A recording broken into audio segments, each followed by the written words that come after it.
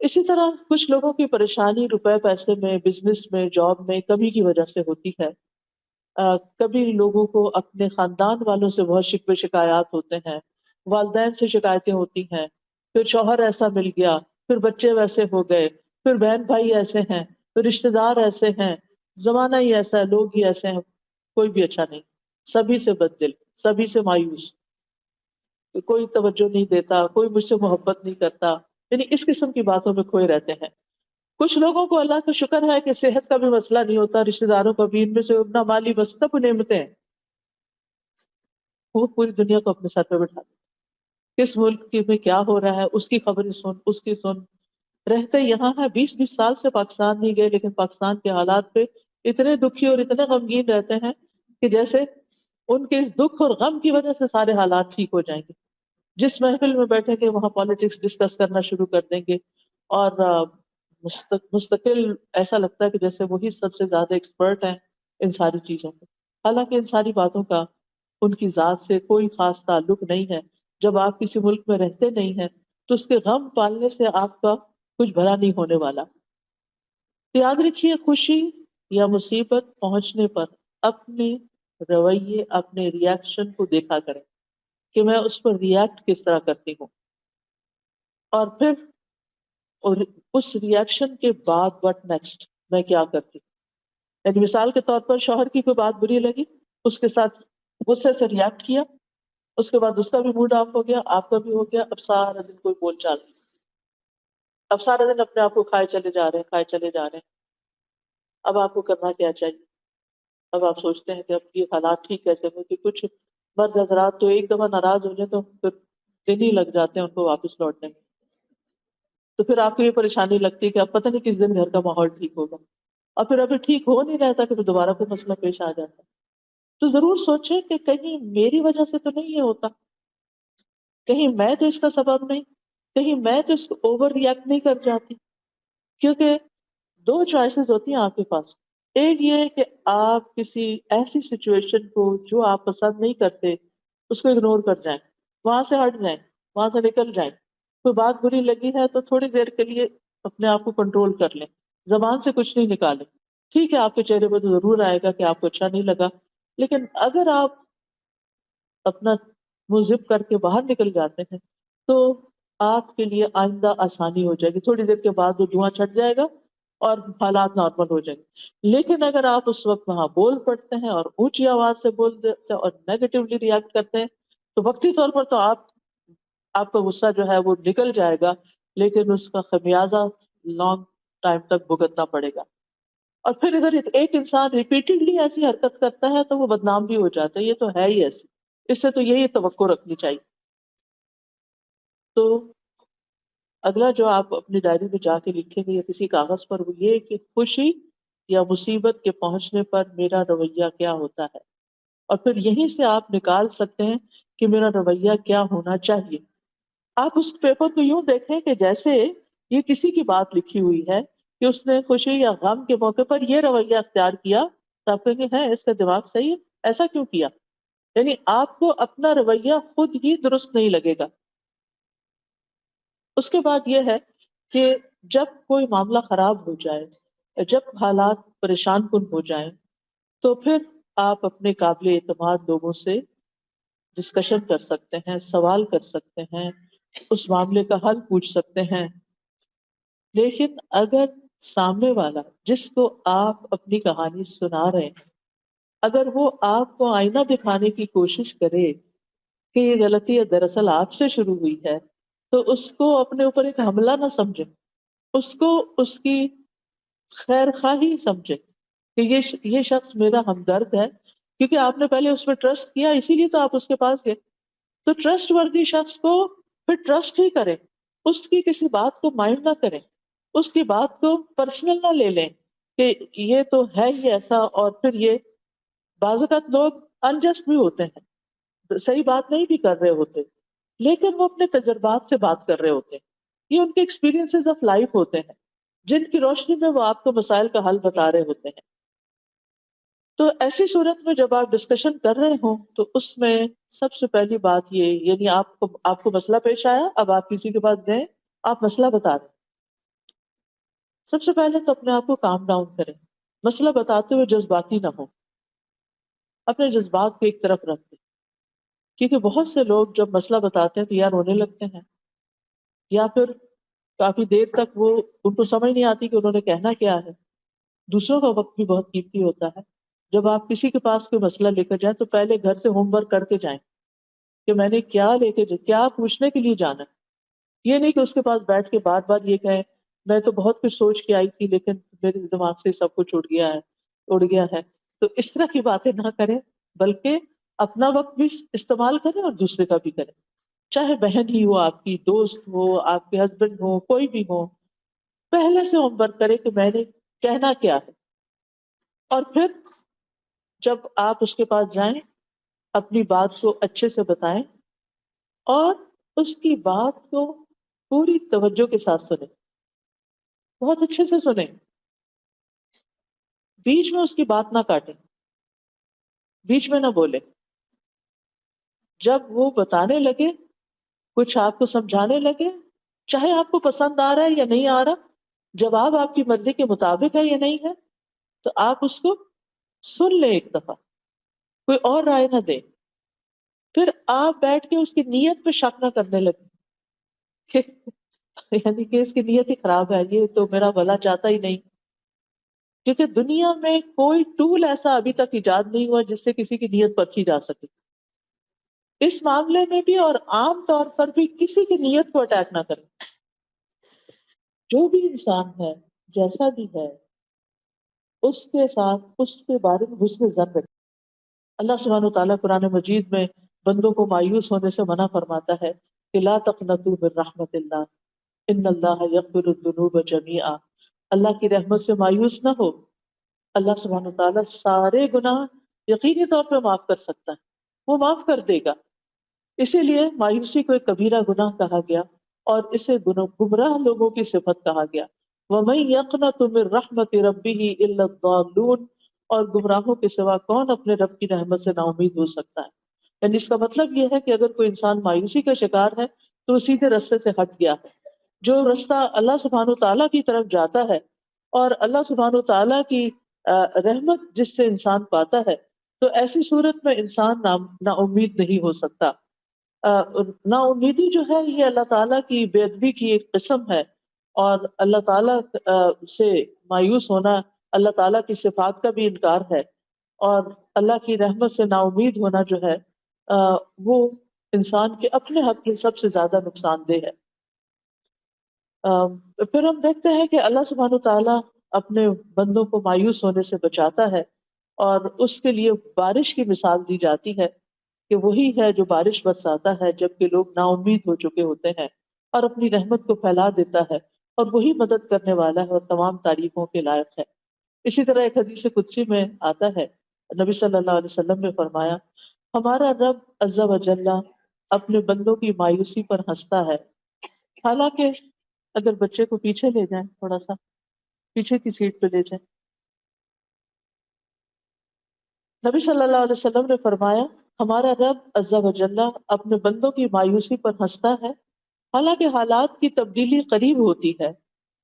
تو ایک صحابی ہیں، انہوں نے عرض کیا اے اللہ کے رسول صلی اللہ علیہ وسلم، کیا رب عز و جل بھی ہنستا ہے، اللہ تعالیٰ بھی ہنستا ہے؟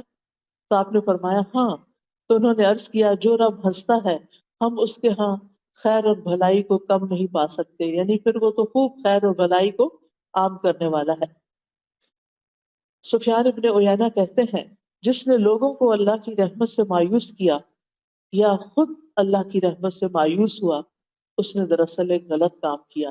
یعنی نہ تو کسی کو مایوس کرنا چاہیے اور نہ خود مایوس ہونا چاہیے، کیونکہ مایوسی کفر اور ہلاکت کا سبب ہے، گمراہی کی ایک وادی ہے اور مایوسی میں تباہی ہے، اور مایوس ہونے والے جو ہیں وہ پھر کسی کام کے نہیں رہتے، نیکی کے کام میں سستی اور کمزوری آنے لگتی ہے۔ مایوسی سے انسان اللہ کے ذکر سے دور ہو جاتا ہے، اور بعض اوقات گمراہیوں کی طرف اور گناہوں کی طرف چل پڑتا ہے۔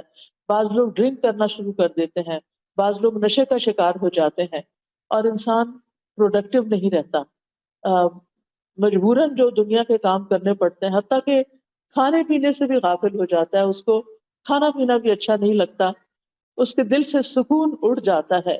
سکینت ختم ہو جاتی ہے، بے قراری اور غم اس کی زندگی پہ چھا جاتا ہے، اس کے دل کے اندر ایک بگاڑ آ جاتا ہے، اور پھر ایسی صورت میں انسان کو چاہیے کہ اپنا سیلف انالیسس کرے تاکہ وہ اس اس کنویں سے باہر نکلے، اس مصیبت سے باہر نکلے۔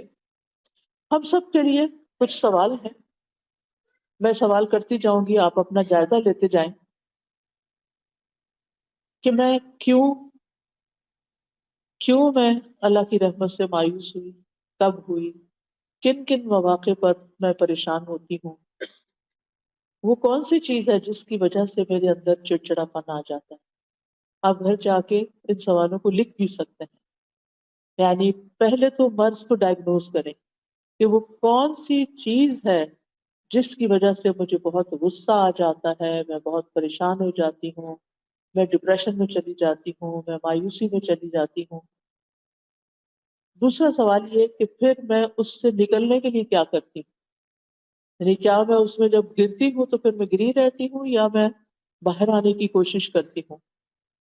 اس وقت میری کیفیت کیا ہوتی ہے، رونا دھونا یا شکوے شکایت کرنا یا ہر وقت اٹھتے بیٹھتے آہوازاری کرنا یا پھر کسی علم والے سے، کسی ڈاکٹر سے، کسی سائیکیٹرسٹ سے، کسی دینی عالم سے رجوع کرنا۔ اب دیکھیے کہ ہم میں سے ہر ایک کی آزمائش فرق ہوتی ہے، لیکن دنیا کا کوئی انسان ایسا نہیں کہ جو آزمایا نہ جائے۔ مثلا ہم چھوٹی چھوٹی چیزوں پر بھی اپنی زندگی میں پریشان ہوتے ہیں۔ مثال کے طور پر آپ جس گھر میں رہتے ہیں وہاں کا شور، بچوں کا شور یا کسی کا اونچا بولنا آپ کو بہت ڈسٹرب کرتا ہے، جس کی وجہ سے آپ سارا دن ڈسٹرب ہی رہتے ہیں۔ پھر اسی طرح کسی کا اصول توڑنا، مثلا آپ اپنے ہسبینڈ کے ساتھ گاڑی میں جا رہے ہیں، وہ اسٹاپ سائن پہ رکتے نہیں، وہ ڈرائیونگ کرتے ہوئے اسپیڈ لمٹ سے آگے چل پڑتے ہیں۔ اس طرح کی چھوٹی چھوٹی باتیں آپ کو، وہیں گاڑی میں بیٹھے بیٹھے آپ پریشان ہو جاتے ہیں۔ آپ اتنے شوق سے کسی پکنک پہ جا رہے ہیں لیکن وہ جو راستے میں ٹریفک رولز توڑے جا رہے ہیں اور آپ ٹینس بیٹھے ہوئے ہیں کہ ابھی کسی کو آپ نے دیکھ لیا تو اب شامت آئی، اور اب پتہ نہیں کیا ہوتا ہے، کوئی ایکسیڈنٹ ہو، یعنی سارا وقت جو ہے وہ آپ کا ایک ٹینشن میں، ایک پریشانی میں اور ایک خوف میں اور ایک غم میں گزرتا ہے، حتیٰ کہ آپ نہ ریلیکس ہوتے ہیں، نہ کوئی بات کرتے ہیں، نہ ہنس سکتے ہیں، نہ خوش ہو سکتے ہیں۔ سارا وقت آپ کی نظر جو ہے وہ سڑک پر ہی لگی ہوئی ہے کہ اب پتہ نہیں کیا ہوگا اور اب کیا ہوگا۔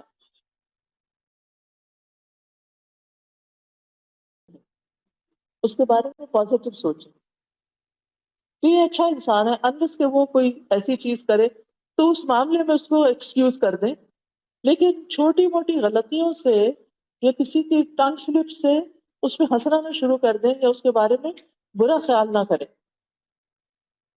پھر آپ دیکھیے کہ جب آپ گفتگو کریں، اپنا مسئلہ بیان کریں تو اپنی نیت کو بھی ٹٹولیں کہ آپ کیوں مسئلہ بیان کر رہے ہیں، اور پھر یہ کہ آپ واقعی مسئلے کا حل چاہتے ہیں یا صرف کتھارسس چاہتے ہیں کہ آپ کو کوئی مل جائے کہ جس کے سامنے اپنی کہانی سنائے۔ بعض لوگ ایسا بھی کرتے ہیں کہ کسی کے پاس جاتے ہیں، اس کو مسئلہ سناتے رہتے ہیں، سناتے رہتے ہیں، سناتے رہتے ہیں، اور اس سے پوچھنے کی زحمت بھی نہیں کرتے کہ آپ اس بارے میں کیا کہتے ہیں۔ جب ساری کہانی سنا چکتے تو وہ کہتے ہیں بس یہی تھا جو آپ کو بتانا تھا، آپ کو بتانا چاہ رہے تھے، اینڈ دیٹس اٹ، کہانی ختم ہو گئی ہے، اب ہمارا غصہ دور ہو گیا۔ کوئی مشورہ ملے یا نہ ملے، اور اس نیت سے تو جاتے ہی نہیں کہ کوئی مشورہ ملے گا تو اس پہ عمل کرنا ہے، وہ تو صرف اپنے دل کی بھڑاس نکالنے کے لیے بعض اوقات ہم جاتے ہیں۔ اور پھر ایک شخص کو بھی سنا کے تسلی نہیں ہوتی، کچھ باقی رہ جاتا ہے، کوئی اور دوسرا پکڑ لیتے ہیں، اس کے ساتھ بیٹھ جاتے ہیں، اس کو سناتے ہیں، کوئی تیسرا مل جاتا ہے، اس کو سناتے ہیں، اور پھر اس طرح اپنے آپ کو مزید کنفیوز بھی کرتے ہیں۔ تو بہرحال ہمیں بات طریقے سے کرنی ہے، جس سے بھی کرنی، ہم میں سے ہر ایک کو ضرورت ہوتی ہے کاؤنسلنگ، اور پھر یہ ہے کہ اپنی رائے دوسروں پہ مسلط نہیں کرنی، بلکہ دوسروں کے نقطہ نظر کو سمجھنے کے لیے دھیان لگانا ہے، اور اگر آپ کو دوسرے کی کوئی بات سمجھ نہیں آئی تو شائستہ انداز میں اس سے سوال بھی کرنا ہے کہ آپ اپنی بات دہرا دیجئے۔ اور پھر یہ ہے کہ انسان کو غم، پریشانی، دکھ مایوسی سے نکلنے کے لیے کچھ اور کام بھی کرنے ہیں، جو دوسروں سے صرف باتیں نہیں کرتے رہنا، اپنے آپ سے بھی کچھ بات کرنی، اپنے ایسے مواقع پر اپنے آپ کو ٹائم دیجیے، اپنے آپ سے سوال کیجیے، اپنے آپ کو کچھ سکھائیے۔ کیسے؟ نمبر ون، اس دنیا کی حقیقت کو سمجھیں۔ جو لوگ اس دنیا کی حقیقت کو سمجھ جاتے ہیں ان کی پریشانیاں ختم ہو جاتی، کیونکہ وہ اس دنیا کی طرف نہیں دیکھتے بلکہ وہ آگے کی دنیا کو دیکھتے ہیں۔ وہ یہاں کے غم بھلا دیتے ہیں آخرت کے غموں کے ساتھ، کیونکہ غم کا مقابلہ غم سے کرنا ہے۔ تو جب ان کو آخرت کی فکر لگ جاتی ہے تو دنیا کی بہت سی فکریں سب سائڈ ہو جاتی ہیں، وہ کہتے ہیں یہ تو کچھ بھی نہیں۔ جب زمین کے اوپر رہنا مشکل لگتا ہے تو زمین کے اندر جو لوگ پڑے ہوئے ہیں قبرستانوں میں، جب ان کے بارے میں سوچیں گے تو کیا ہوگا؟ زمین کے باہر رہنا، اوپر رہنا پرسکون لگے گا۔ رات کو اگر نیند نہ آئے اور خیالات ڈسٹرب کریں تو اپنی سوچ کا رخ موڑیں ان لوگوں کی طرف جو قبروں کے اندر ہیں اور ان کو ایک پل کے لیے بھی چین نہیں ہے۔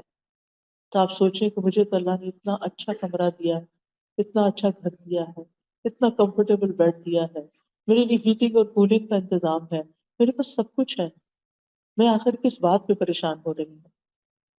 تو یاد رکھیے، مشکلات اور پریشانیاں زندگی کا حصہ ہیں۔ کیوں؟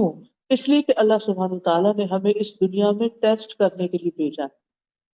الذی خلق الموت والحیات لیبلوکم ایکم احسن عملا، وہ جس نے موت اور زندگی کو بنایا تاکہ تمہارا امتحان لے کہ تم میں سے کون اچھے عمل کرتا ہے، کس کے ریاکشنز، کس کے رسپانسز زیادہ اچھے ہیں۔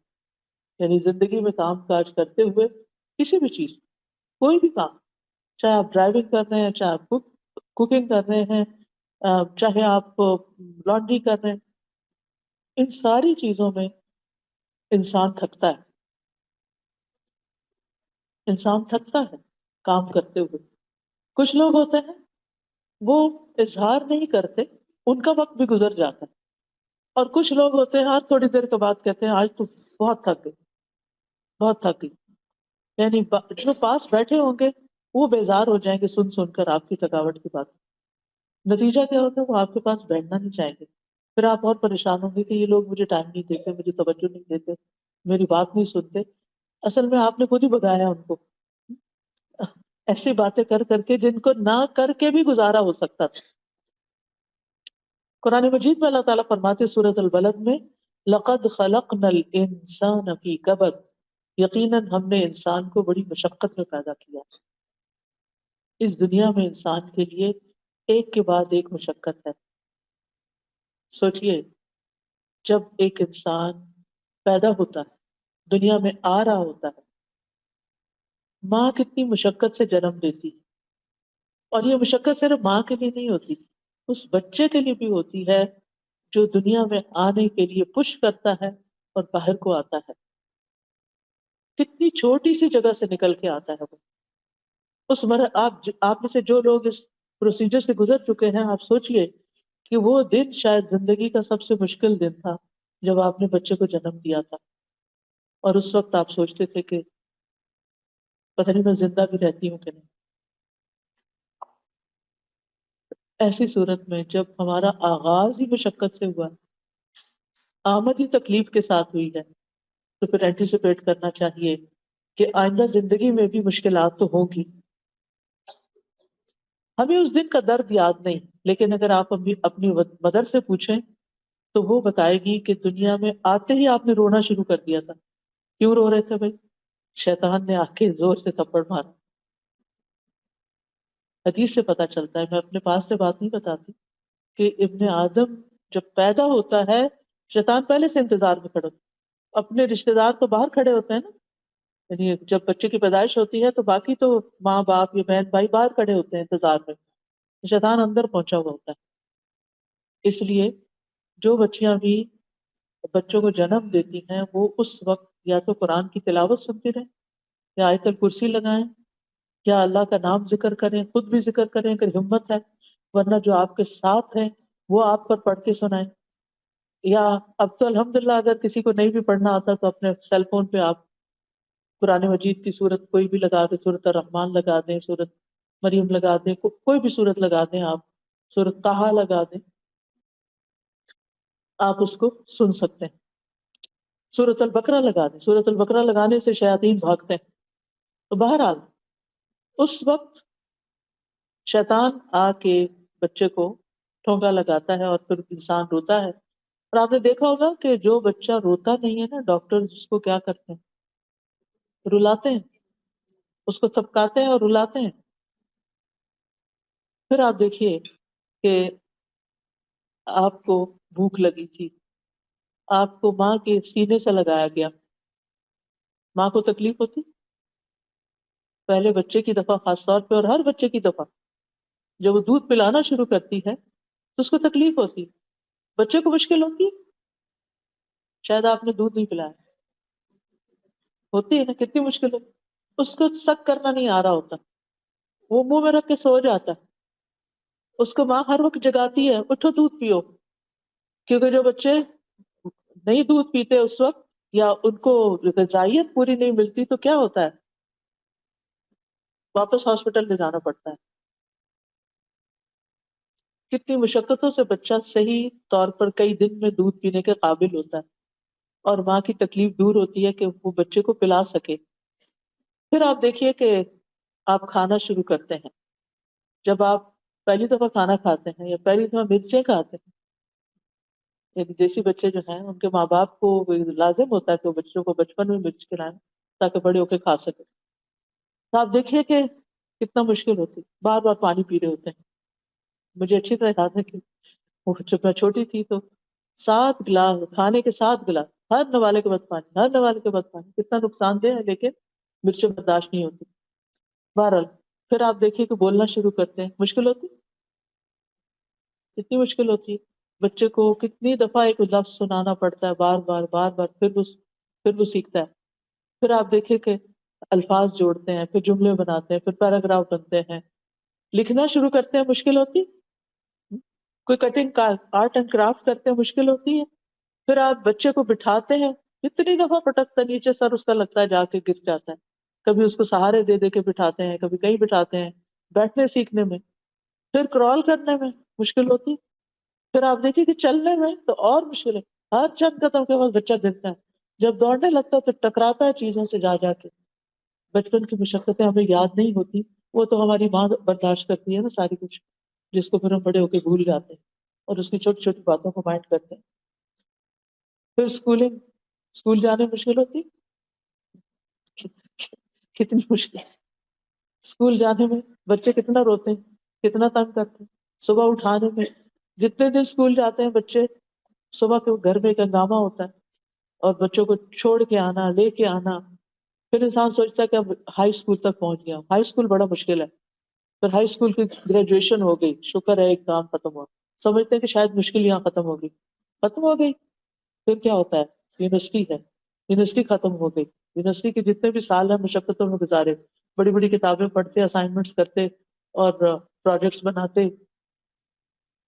پھر کیا ہوا؟ پھر اب اس کے بعد جاب چاہیے، ڈگری پہ ڈگری لے چکے ہیں، جاب نہیں مل رہی. مشقت پہ مشقت، خدا خدا کر کے جاب ملی. اب شادی کرنا ہے، ایک رشتہ دیکھ رہے ہیں، دوسرا دیکھ رہے ہیں، تیسرا دیکھتے ہیں، رشتہ پسند نہیں آ رہا، شادی کو تاخیر ہو رہی. پھر ایک اور مشقت، شادی ہو گئی، اب سب کی نظریں لگی ہوئی ہیں بچہ کب ہوتا ہے. ایک اور مشقت، کس کس کے سوالوں کا جواب دیں، کس کس کا جواب دیں. یعنی ینگ گرلس کے اوپر مجھے رحم آتا ہے کہ جن کو ہر آنٹی پوچھنے کھڑی ہو جاتی ہیں کوئی خوشخبری. بھائی جب کوئی آئے گی تو آپ کو بھی پتہ چل جائے گا کہ آپ نے دعائیں کرنی ہیں، آپ دعائیں کریں. تو اس میں، اور پھر خاص طور پر جن عورتوں کو کمپلیکیشنز ہو جاتی ہیں، ایک سے زیادہ بچہ پیدا نہیں کر سکتی. میری ایک بہت ہی سمجھدار اسٹوڈنٹ تھی اور لکھتی تھی اخباروں میں اور بہت قابل. ان کا ایک بچے کے بعد دوبارہ کہ کوئی کمپلیکیشن ہو کہ بچہ پیدا نہیں ہو سکتا. اور وہ اس بات سے اتنی فرسٹریٹ ہوتی تھی کہ ہر دوسرا بندہ اس سے پوچھ رہا ہوتا تھا کہ تم اور بچے کیوں نہیں پیدا کرتے، کیوں نہیں تمہارے بچے ہوتے، کیوں نہیں ہوتے؟ یہ اللہ کی مرضی، جتنے بچے دنیا میں آنے نا اتنے ہی آنے ہیں، آپ زیادہ نہیں کر سکتے باتیں کر کر کے. اور پھر ججمنٹل ہو جاتے ہیں ہم کہ یہ تو پیدا کرنا ہی نہیں چاہتی، یہ تو بہت آزاد خیال ہے، اور یہ تو بس چائلڈ لیس زندگی گزارنا چاہتی. اپنے پاس سے باتیں، یہ آپ کو کہاں سے پتا چل گیا؟ آپ نے اس سے جا کے کوئی انٹرویو کر کے آئے کہ وہ کیا چاہتے اور کیا نہیں؟ اور اگر بفرض محال وہ چاہتی بھی ہے تو وہ تو اس کی چوائس ہے نا. پھر آپ کو غیبت کرنے سے کیا ملے گا؟ آپ کو باتیں بنانے سے کیا حاصل ہوگا؟ بہرحال شادی ہو جاتی ہے کہ مشکلات ختم ہو گئی. شادی کے بعد کیا ہوتا ہے؟ کچھ دن تو اچھے گزرتے ہیں، پھر وہاں بھی مشکلات شروع ہو جاتی ہیں، انڈرسٹینڈنگ کی مشکلات ہو جاتی ہیں. آپ دیکھیے کہ طلاق کی شرح شادی کی شرح سے زیادہ ہے اس وقت. اتنی شادیاں نہیں ہوتی جتنی طلاقیں ہو رہی ہیں. ایک دفعہ طلاق، دو دفعہ طلاق، تیسری دفعہ طلاق. دوبارہ شادی کرنا چاہتے ہیں، سیٹل ہونا چاہتا ہوں، پرسکون ہونا چاہتا ہوں، کیونکہ ہم سمجھتے ہیں شادی ہو گئی، سیٹل ہو گئے، پرسکون ہو گئے، بات ختم، شادی ہو گئی. اب آپ دیکھیں اس کے بعد کیا؟ اب گھر چاہیے، اب گھر بنانے کے لیے پیسے چاہیے، اب اس کے لیے ایک اور مشقت شروع ہوگی. ایک جاب سے کافی نہیں ہوتا، دو جاب چاہیے، تین جاب چاہیے، بیوی کو بھی کام کرنا ہے، سب کو مل کے کرنا ہے. مشکلات ختم تو نہیں. گھر بن گیا، آپ دیکھیے کہ گھر بھی بن جاتا ہے لیکن ہر چیز ہے، فرنیچر بھی ہے، کھانے بھی ہیں، سب، زندگی اچھی ہو گئی، زیادہ اچھی جاب مل گئی، ریل پیل ہو گئی ہر چیز کی. اب بچے بڑے ہو گئے ہیں، اب کیا مشکل ختم ہو گئی؟ مشکل ختم؟ نہیں، مشکل نہیں ختم. پھر کیا؟ بچوں کے مسائل، پھر ان کی شادی، پھر ان کے بچوں کے مسائل. چلے یہ تو زندگی ایسے گزری. کہنے کا یہ اتنی لمبی کہانی سب آپ کو پتا ہے. یاد دہانی کرانے کا مطلب یہ ہے کہ لقد خلقنا الانسان فی کبد، انسان مشقتوں میں پیدا ہوا. اس لیے زندگی کو پھولوں کی سیج نہ سمجھے. زندگی میں صرف خوشیاں مت تلاش کریں، اپنے آپ کو اسٹرانگ کریں تاکہ آپ مسائل سے نبٹ سکیں، آپ مشکلات کو فیس کر سکیں، آپ ان کا سولوشن سوچ سکیں، آپ خود بھی کھڑے ہو سکیں، دوسروں کو بھی کھڑا کر سکیں، اپنے غم بھی دور کر سکیں اور دوسروں کے بھی کام آ سکیں. کیونکہ ایمان ہی ایسی چیز ہے کہ جس کے ساتھ انسان مضبوط ہو سکتا ہے. اللہ کی ذات پہ بھروسہ اور توکل ہی ایسی چیز ہے کہ جس کے سہارے انسان ان مشکلات کو ڈیل کر سکتا ہے، نبٹ سکتا ہے، اور ان کو مشکلات نہیں سمجھتا بلکہ اپنی روٹین کے کاموں کو اور اپنی زندگی کی گاڑی کو چلائے رکھتا ہے.